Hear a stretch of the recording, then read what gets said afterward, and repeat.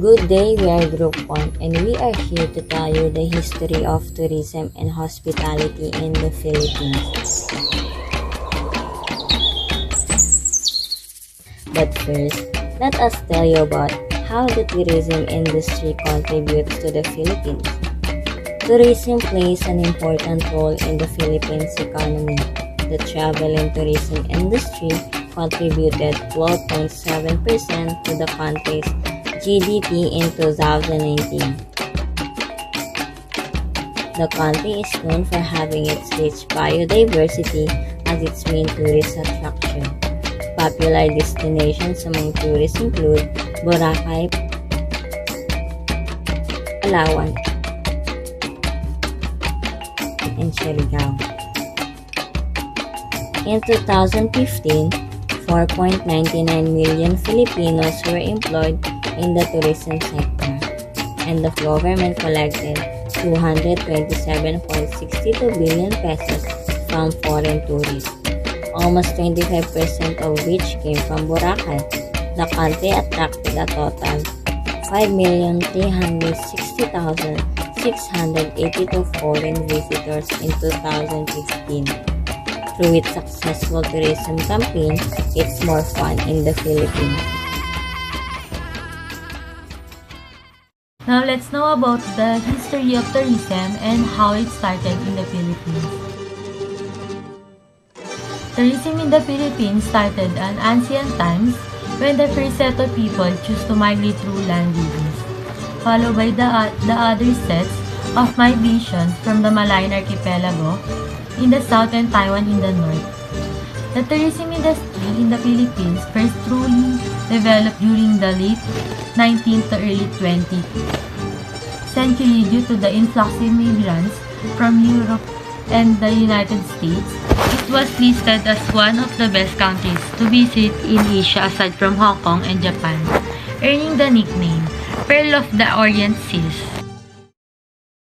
Tourism declined during and after World War II, leaving the country with a completely devastated economy and the landscape filled with destroyed heritage towns.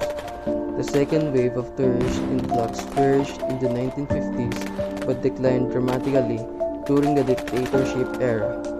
After the People Power Revolution, the tourism industry continued to decline due to domino effect caused by the Marcos dictatorship.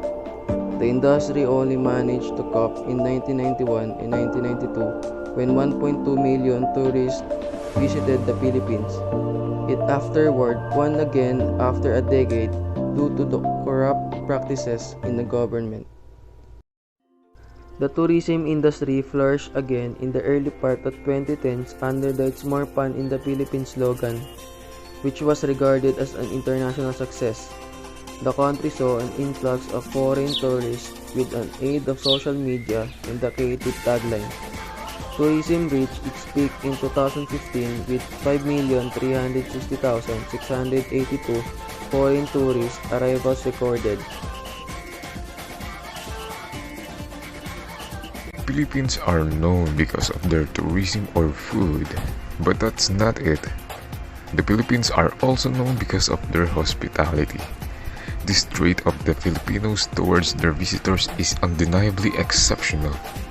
Whenever a visitor stays in a Filipino home, there will be a feast or a grand celebration, as it is somehow a tradition for us to prepare plenty of Filipino cuisine for guests to have a taste of our culture through food.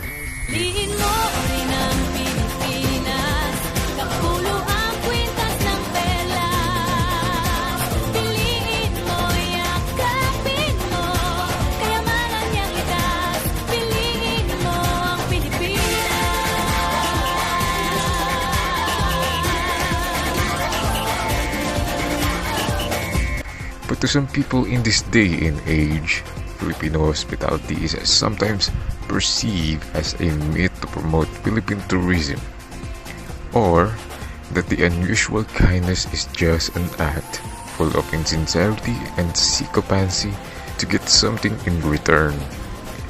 This may be true to others that don't know about the history of hospitality and the origin of this trait that best describes the Filipinos among other nationalities.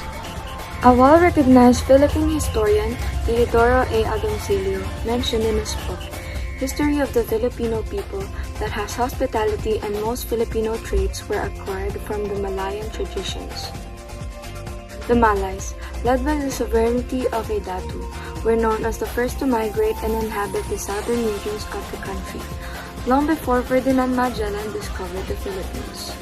It is in the small communities called barangays where most of the core traits of the Filipinos have been developed.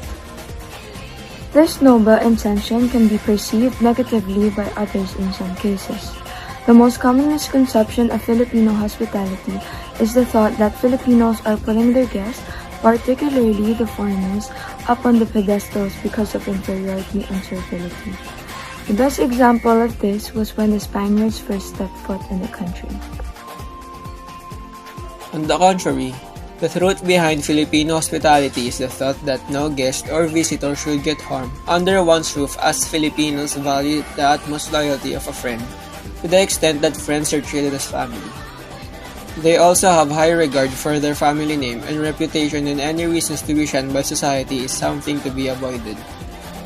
Filipino hospitality knows no bounds whether you're a foreigner or a fellow Filipino, and being sensitive to the needs of a house guest knows no socio-economic status. If visitors come unannounced after mealtime in any Filipino home, expect some snacks and drinks to be served. Also, if a relative or a family friend will have to stay for the night, the most comfortable room and bed will be provided, even if it means that some members of the family will have to share a bed for that evening. So that's all about the history of tourism and hospitality in the Philippines. Remember, anyone can visit the Philippines and see all the tourist attractions, and the Filipinos here will welcome you with open arms. Piliin mo o